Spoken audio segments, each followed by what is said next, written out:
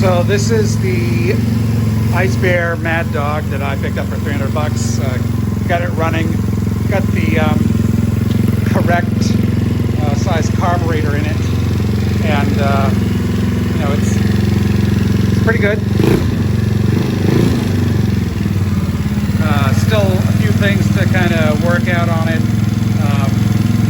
You can hear a little bit of a tapping, so I think I need to readjust. I've been running it now.